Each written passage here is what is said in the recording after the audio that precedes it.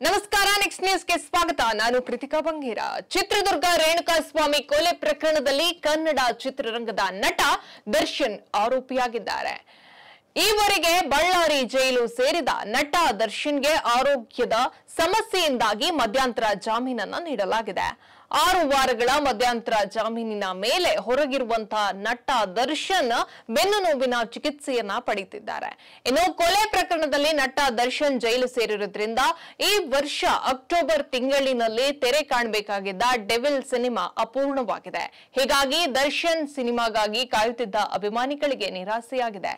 ಹೀಗಾಗಿ ದರ್ಶನ್ ಅಭಿನಯದ ಹಳೆ ಸಿನಿಮಾಗಳನ್ನ ರಿಲೀಸ್ ಮಾಡಲಾಗ್ತಾ ಇದ್ದು, ಇದೀಗ ನವಗ್ರಹ ಸಿನಿಮಾವನ್ನ ಕೂಡ ರಿಲೀಸ್ ಮಾಡಲಾಗಿದೆ. ನವೆಂಬರ್ 7ರಂದು ನವಗ್ರಹ ಸಿನಿಮಾ ರಿಲೀಸ್ ಆಗಿದ್ದು, ದರ್ಶನ್ ಅಭಿಮಾನಿಗಳು ಸಂಭ್ರಮಿಸ್ತಾ ಇದ್ದಾರೆ.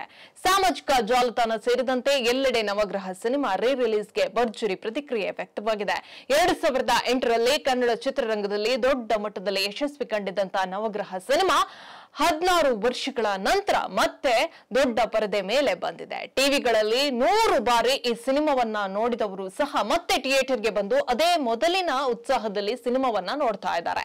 ಅಂದ ಹಾಗೆ ಪ್ರತಿ ವರ್ಷ ದಸರಾ ಸಮಯದಲ್ಲಿ ನವಗ್ರಹ ಸಿನಿಮಾ ಟಿವಿಗಳಲ್ಲಿ ಪ್ರಸಾರವಾಗುತ್ತೆ. ಹೆಚ್ಚಿನ ಅಪ್ಡೇಟ್ಗಾಗಿ ನೋಡ್ತಾ ಇರಿ ನೆಕ್ಸ್ಟ್ ನ್ಯೂಸ್ ಕನ್ನಡ. ವಂದನೆಗಳು.